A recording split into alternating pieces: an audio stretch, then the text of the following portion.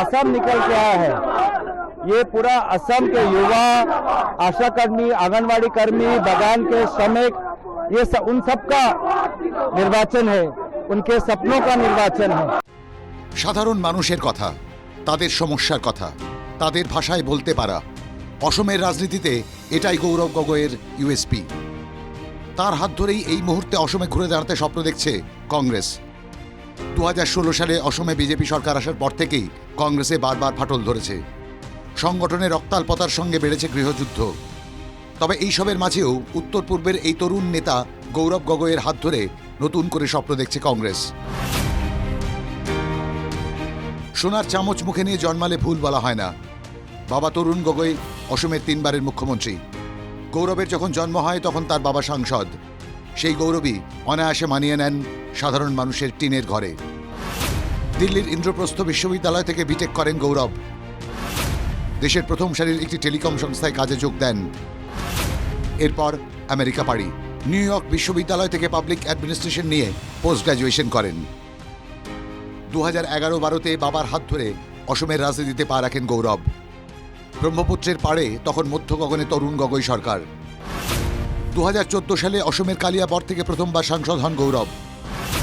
2019 সালে লোকসভা নির্বাচনে দেশ জুড়ে মোদি ঝড়েও নিজের আসন ধরে রাখেন তিনি। তবে আসন পুনর্বিন্যাসের পর এবার জোরহাট থেকে কংগ্রেস প্রার্থী করেছে তাকে। This election is democracy versus dictatorship. This election is about freedom of speech. This election is about harmony. This election is about unity. This election is about the idea of India. This election is about protecting the constitution. রাজার ছেলে রাজা হবে, এটা কি আদৌ গণতন্ত্র?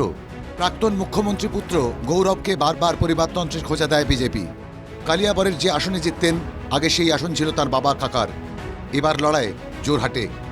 এই লোকসভায় 1971 থেকে 84 পর্যন্ত সাংসদ ছিলেন তরুণ গগৈ। বিরোধীদের এই অভিযোগ সোজা ব্যাটে উড়িয়ে দিয়েছেন জোরহাটের কংগ্রেস প্রার্থী। মই এজন মুখ্যমন্ত্ৰী পুত্ৰ হিচাপে যথেষ্ট চৰকাৰৰ থকা সময়ত বিভিন্ন সুবিধা ল'ব পাৰিলোহেঁতেন। আৰু তেওঁ আমাৰ যেতিয়া চৰকাৰ আছিলে, মোৰ পিতৃ মুখ্যমন্ত্ৰী আছিল, তো এজন মুখ্যমন্ত্ৰী পৰিয়াল হিচাপে তেওঁ যথেষ্ট সুবিধা ল'ব পাৰিলোহেঁতেন। কিন্তু মোৰ পিতৃ প্ৰাক্তন মুখ্যমন্ত্ৰী হৈ যোৱাৰ পিছত সেই মুখ্যমন্ত্ৰী গাদী এৰি যোৱাৰ পিছতো তেওঁ একে সেই সহজ সৰল ব্যক্তি হৈ থাকিলে। মোৰ মাতৃও একে চৰকাৰ থকা সময়ত সেই একে সহজ সৰল নাৰী আছিল আৰু আজিও আছে। সংসদে বিতর্ক হোক বা অসমের রাস্তা, সব জায়গায় সমানভাবে সক্রিয় গৌরব গগৈ।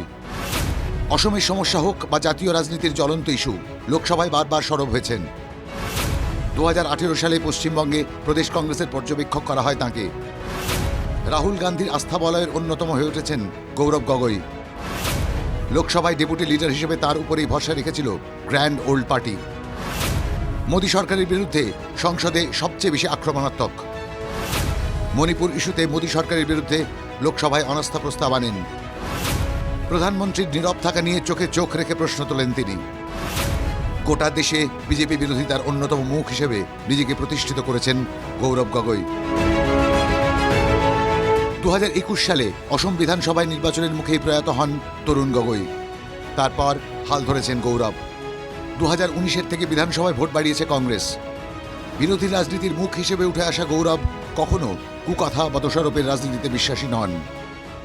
আমি সকলোৱে প্ৰণ লৈছোঁ যে এটা আদৰ্শ ভিত্তি ৰাজনীতি কৰিবলৈ আমি সকলোৱে ওলাই আহিছোঁ। আমালোকৰ ৰাজনৈতিক প্ৰতিদ্বন্দ্বিতাসকলে বিভিন্ন ধৰণৰ তৰল মন্তব্য ইতিমধ্যে সামাজিক মাধ্যমত প্ৰকাশ হৈছে।